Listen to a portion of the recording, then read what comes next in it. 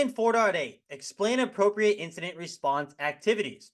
So in this lesson, we're going to go over the different processes, training, and testing. And then we're also going to get into what is the root cause analysis, what is threat hunting, and how do we perform it, and then also digital forensics. So we're going to go into the things we have to think about in the legalities, how we preserve evidence if there was a breach or incident, and then also we'll probably touch on the order of volatility when it comes to our artifacts. Okay, so incident response, preparation. So if we actually just take a look at incident response, let me bring up my notes here. We're going to bring up a whiteboard to go over this. Incident response as described by CompTIA and in general, it's going to be 6 steps. Step 1 is going to be preparation. So this is going to be everything we do as an organization to prepare us to essentially not have an incident, okay? So these are all our technical, operational, and physical security controls. So what are we saying here? This is everything we deploy and employ in our network to stop incidents from happening. This is our patch management. This is all of our different ways we can harden our entire infrastructure. This is our SIEM and SOAR we configure to monitor, log, and remediate security incidences. This is EDR and XDR. Detection and response on our endpoints are extended throughout, so we have a single pane of glass of everything we're doing detection and response. This is DLP, data loss prevention, stopping data exfiltration. This is our AV/HM. This is our network protections like VPNs, firewalls. This is having good access control methods applied technically, RBAC, MAC, having good IAM, enforcing multi-factor authentication. So I can keep going to list and list, right? The point I'm trying to get across here is our preparation is our defense in depth. How do we defend our network? And I'm not going to start writing all of the operational controls we can do, right? Worrying about compliance to our industries, our data sovereignty laws, right? Our risk assessments, things of that nature, our change management processes. Then physically, right? Another layer to that defense in depth onion. 2, so the next step in incident response, one sec, let me just bring it up, all right, is detection.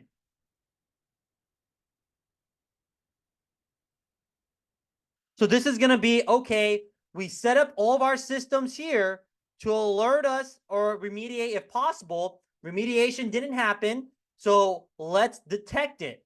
So how are we getting alerted? What's our alert configuration?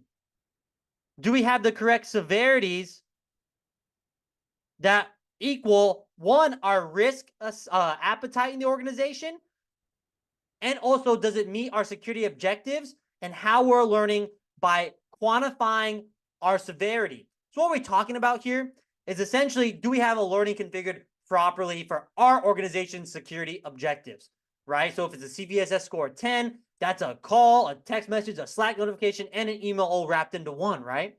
Especially if it's on a system that has a high business priority. After we've detected a potential incident, we get into our analysis phase. Okay? In the analysis phase, we're looking at our scanning flags. Okay? Our flags. What are our flags, guys? Is it a true positive? Is it a true negative? Is it a false positive or a false negative? So again, we want to make sure we don't have a lot of these. We want to make sure we're getting alerted correctly about these.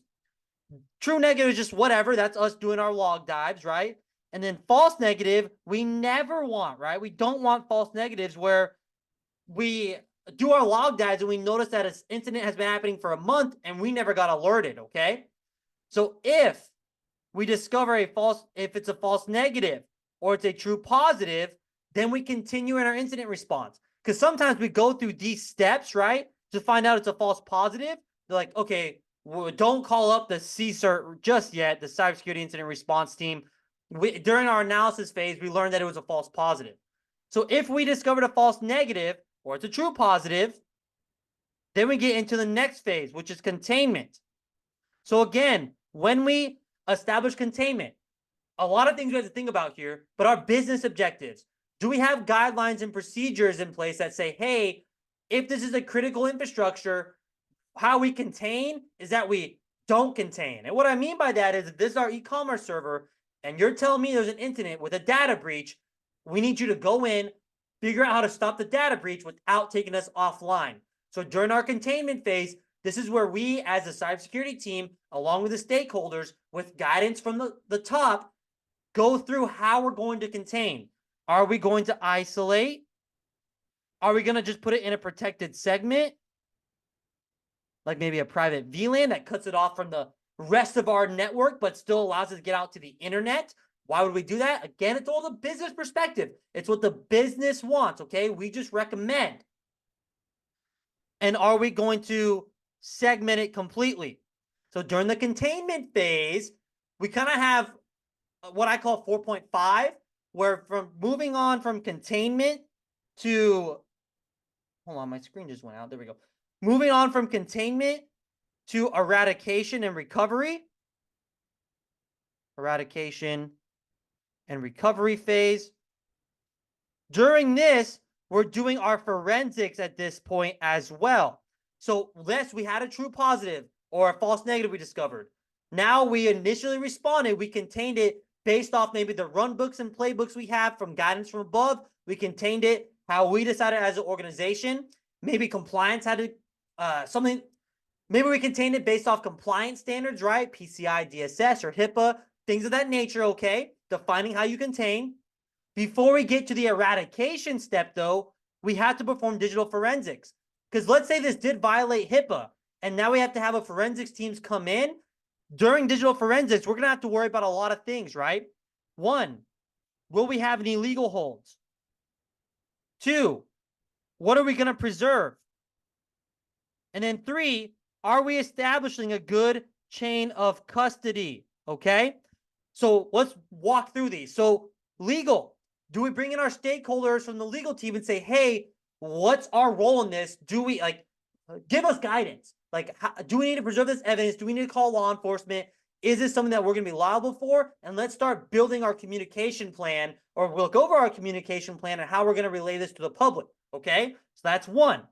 There also may be legal holds initiated by law enforcement, right? That says, hey, this system's not coming online. We don't care that your e-commerce is down. This is sensitive, right? And we want to put a legal hold. 2, this isn't in order. I'm just kind of describing this. How are we preserving the evidence? So this is what I've been talking about. So when we go over our artifacts, which is the evidence that we have to obtain maybe on what happened with the incident to do our root cause analysis, and also just we need to do good digital forensics, we have to think about something called the order of volatility. So that means, hey, this system is backdoored. So there's active communication. If they know we're about to start doing forensics, they may cut off that communication, or worse, reboot the machine to get rid of anything that's stored in RAM or caches, okay? So our order of volatility states we need to do memory dumps, hex dumps, extract all the information that is the most volatile that we could lose the fastest. So our order of volatility says get information from the caches, the registrars, memory, and then start worrying about duplicating the image and going to the deep archiving of our evidence, okay? So the order of volatility just states, hey, I need to get stuff out of memory before I worry about duplicating that image, okay? The chain of custody. So if the evidence, the system, the whatever that's in place that we're doing incident response on, the server, the endpoint, the printer, we need to start a chain of custody form that says, okay, this system was this person was in charge of it or had it at this point in time. He or she handed it off to the digital forensics team. They signed off on it. We have to maintain good chain of custody. So if this incident ever ends up in court, we don't want to get our evidence dismissed, right? So we need to maintain also good chain of custody. So this step kind of happens between here Once we contain it, we do our forensics. And then once all the forensics is captured, the system says, okay, we got everything we need. Now let's bring this bad boy back online. One, get rid of the virus, the malware, whatever was the malicious incident. And then two, recover, okay? So eradication and recovery is exactly how it says. Get rid of the malicious, the cyber incident, and then recover that device. And then our final step is going to be called lessons learned. So in the lessons learned phase, this is where we're going to do our RCA, our root cause analysis, saying, hey, what actually happened here? And this could also happen kind of during the forensic steps, right? But kind of what's defined now in the lessons learned phase, where we say, here's what happened, let's document it. During this, we're feeding into our preparation phase, saying, how did we respond? Did we respond well? What do we need to implement to improve this? Do we need more training and more exercises? What could we want done different? Are we configuring a runbook and playbook now that we can feed into our AI machine learning plugin for our SIM and source system so we can automatically remediate this again? Let's have a stakeholder review. Did everyone understand their roles? Lessons learned is just exactly what it says, going through the entire incident, through every phase. How do we perform? How do we better prepare? All right. Whew. So let's just go to the slides and make sure I didn't miss anything.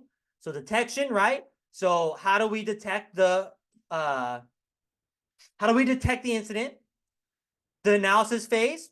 So gather and assess all relevant information about the incident, including the system logs, utilize forensic tools and techniques to accurately identify, collaborate with relevant stakeholders, and define if this actually is an incident or not.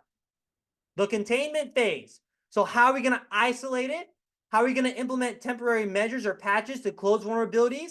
That's kind of like if we don't want to completely isolate. Well, okay, we see that it's extracting data on this port, close these ports, right? And then, of course, during this phase, we also want to communicate with our stakeholders. The eradication phase. This is where we actually go ahead and remove the malware, whatever the incident was, and we start to restore our affected systems. And then if there was something as simple as, dang, we didn't patch this, update it, right? And then the recovery, yep, so eradication and recovery. And then we have the lessons learned phase. So this is the critical review of the incident. So we want to conduct a thorough debriefing. If we need, update our policies, procedures, defense mechanisms, do our RCA, our root cause analysis, and we want to ensure that this is effectively communicated throughout the organization and with all of our stakeholders. This can kind of lead into further training we may need, right? So now that we had an incident, now let's make sure that we have the correct training, right? And I'm going to exit off this and then refresh because some of my images didn't load properly. I don't like that, right? So let's go ahead, present that presenter view again.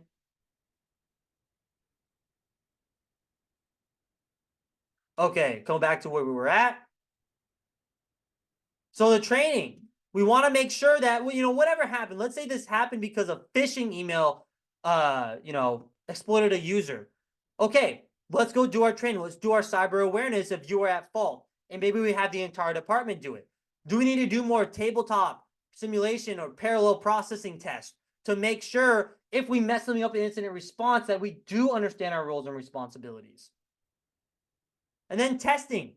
So we don't want to be caught with our pants down. We don't want to, the first time an incident happens is the first time we do our incident response plan. We got to test it. We want to conduct tabletop exercises, simulations. We want to make sure that our response plan is thorough and that everyone understands what to do during incident response. Okay, now let's go ahead and do our check on learning. Let me bring this up.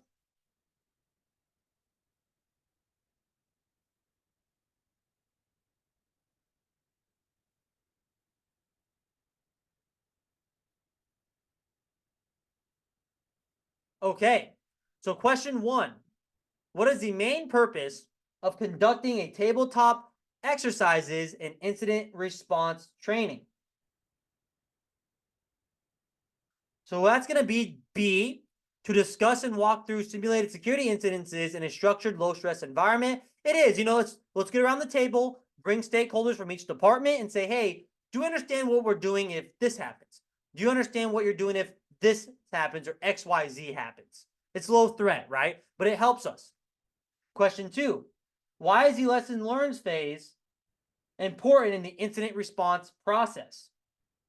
That's going to be B, to understand what happened, what was done to respond, and how similar incidences can be prevented or mitigated in the future. So lessons learned phase is all about feeding into our preparation phase, right? Making sure that we can prevent this from happening again. Question 3, how does simulation-based testing differ from other forms of incident response training? We're going to go C, that's going to provide a realistic, interactive environment where participants actively respond to simulated incidences. So this could be like we sandbox something out, we set up blue team and red teams, or threat hunting teams, and we say, let's do it. Let's go ahead and do incident response, and let's get stakeholder engagement. Question 4, what is the primary goal of the preparation phase in the incident response process? That's going to be C, to establish and maintain an incident response capability before an incident occurs. Question 5, why is the detection and analysis phase critical in the incident response process? So because we need to make sure it's actual incident. We need to identify and understand the nature of the incident, its scope, impact, and origin. We need to understand, okay, if this is a true positive or maybe a false negative we discovered, what's the impact? That's going to feed us into our containment phase and eradication phase, and also how we conduct forensics. Question 6, what is the main objective of the containment phase in the incident response process? This is going to be to limit the damage of the incident and isolate affected systems to prevent further spread. All right, awesome.